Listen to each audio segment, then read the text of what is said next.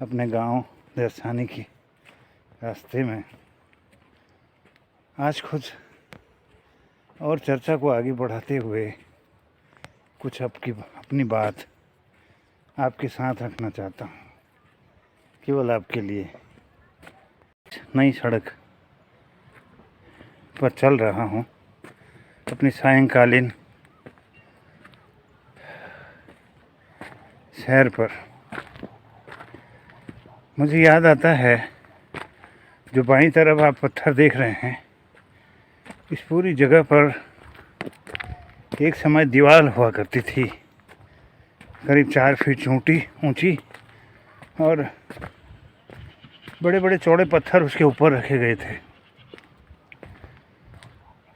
ये कहा जाता था कि हमारे ताऊ नरोत्तम जी ने इस जगह पर अकेले ही इस दीवार को चुना था। 4 फीट ऊंची इस लंबी दीवार, जो 100 मीटर के करीब लंबी होगी, आप देख रहे हैं। तो यहाँ पर एक लंबी दीवार हुआ करती थी, वो सड़क बनने से अब नहीं रही, और धीरे धीरे पत्थर भी उसके साफ हो गए हैं, अब नहीं दिखाई देते। और इस जगह पर छताइया जाया करती थी हमारी ईजा अपने साथियों के साथ। और मुझे याद है कि इस जगह पर इसी समय शाम के वक्त महिलाएं अपने लकड़ी के गट्ठर को रख करके अपने आराम किया करती थी थोड़ी देर के लिए, और अपनी थकान को मिटाती थी। यह वही दृश्य है जो मुझे आज बदला हुआ नज़र आता है। समय सब कुछ बदल देता है। उस समय महिलाओं के जीवन में जो कष्ट था, जो श्रम था, वो अविस्मरणीय है। मैंने देखा है। गरुड़ हमारी दर्शानी गांव से, पाए गांव से, खडेरिया गांव से, बेड़चुआ का जंगल जो पिनाकेश्वर के पास में है जंगल, वहाँ जाती थी। दिन भर पानी नहीं होता था पीने के लिए, तो वहाँ लकड़ी काटने के लिए जाती थी। ईंधन का कोई दूसरा साधन नहीं था, और शाम देर घर पर लौटती थी। कितना भयावह दृश्य होता है जब कोई महिला चोटिल होकर के घर में आ जाती थी। एक दिन मेरी ईजा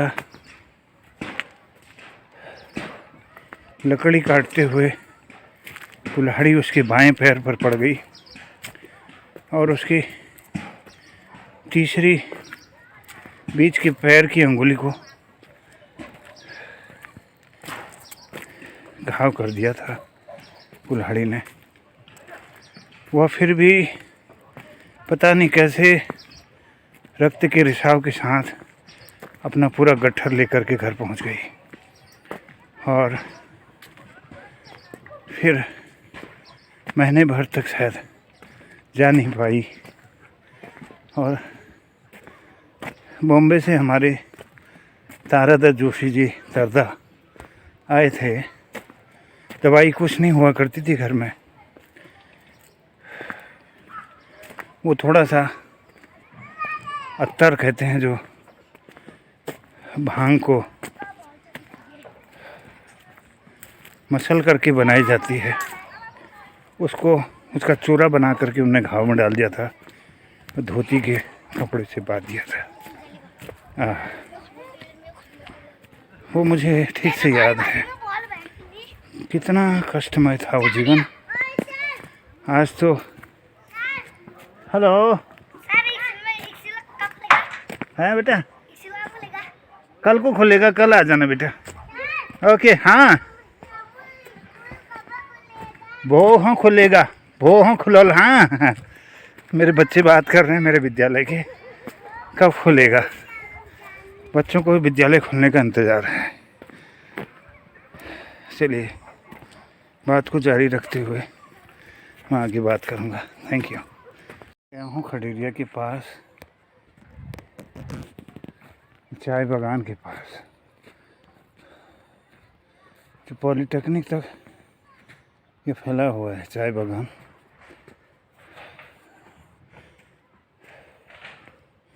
तो यहाँ भी कोत्यूर घाटी में इस तरह से चाय विकसित की गई है। इसका उचित संरक्षण करने की ज़रूरत है और ये काफ़ी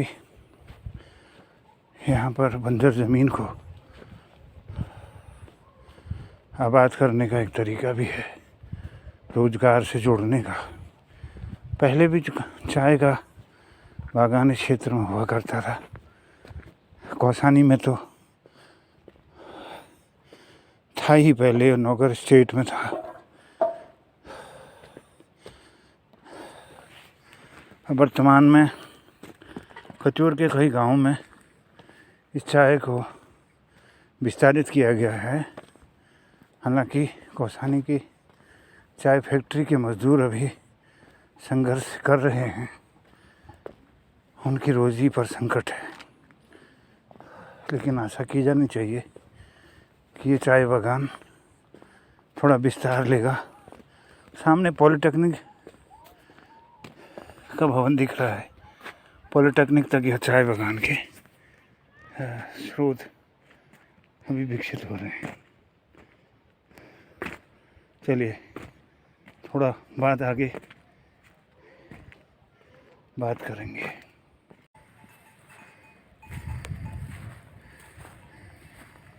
पॉलिटेक्निक के पास ये चाय बागान है जो थोड़ा संरक्षण की आवश्यकता इसमें महसूस होती है। पेड़ों का विकास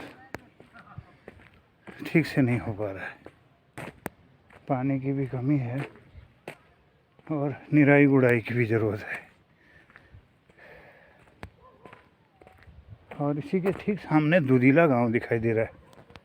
दुधीला गांव में भी और लोहारी, मल्ली लोहारी में भी चाय का बागान विकसित किया गया है।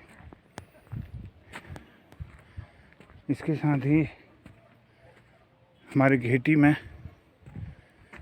हरिनगरी के पास चाय की फैक्ट्री बनाई गई है, जो अभी वर्तमान में काम कर रही है। काफ़ी संभावना है रोज़गार की। इसमें हमारे किसानों को आगे आना चाहिए, अपनी भूमि का उपयोग अधिकतम हो सके इसके लिए प्रयास करने चाहिए। ये राजकीय पॉलिटेक्निक गरुड़ बागेश्वर जनपद का, और इसके ठीक सामने कोत्यूर वैली है और सुंदर पहाड़ का दृश्य और हिमालय की श्रृंखला देखने के लायक है। कोत्यूर की छटा। अब यह सड़क जो खितौली गांव के पास मिलती है और भोजगढ़ के पास यह इस जगह पर आती है और यह देवनाई वाली रोड में मिलेगी। इसका निर्माण कार्य चल रहा है और चौड़ीकरण भी हो रहा है। उम्मीद की जाती है कि जल्दी इसका विस्तार होगा और पॉलिटेक्निक के विद्यार्थियों के लिए, गांव खड़िया के लिए, गांव जिजोली के लिए इसकी सुविधाएं और बढ़ पाएंगी।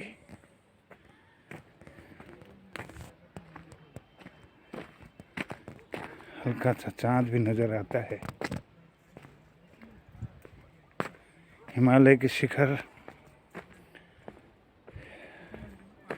मौसम में इस हवा को ठंडक देते हैं। बहुत सुहानी शाम हमें अपने आप गोश में लेती है। धन्यवाद आपको।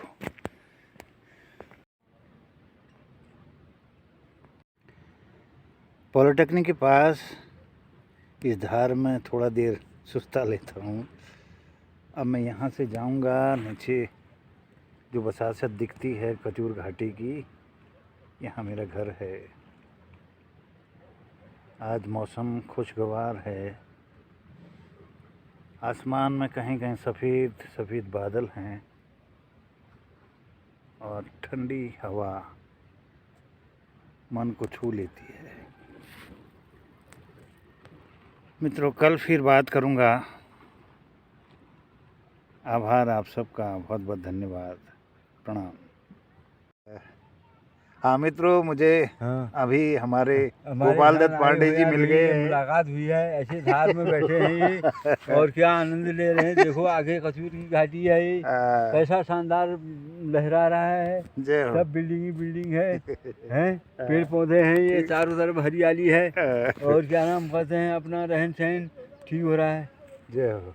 ये अब अपने तफरी मारने के लिए हम लोग और ये सब्जी भी लाए हैं खेत से अपने, ये सब्जी लाए हैं अपने खेत से, ये सब्जी है के लिए। और क्या नाम कहते हैं, ऐसे है, खाना पीना है भी, प्रेम है सबसे बड़ी चीज। जी जी जी। ये चलो, बहुत अच्छा लगा आज कैसे आ गए यार भाई। आज यहाँ इतने दिन में ये मैं भी सोच रहा था, मैंने कहा यार मोहन भाई जैसा दिखाई दे रहा है करीब से, दूर से तो कहाँ पड़ती नजर, तो करीब से मैंने कहा मोहन भाई जैसा है। मैंने कहा चलो जो भी है, एक दफा तो मेरा ये रास्ता काट के सीधे वो रास्ते से सीधे आके वो मिलान भी हो रहा था मेरा। अच्छा। मैंने कहा चलो आए हैं तो पूरे ढंग से आओ यार।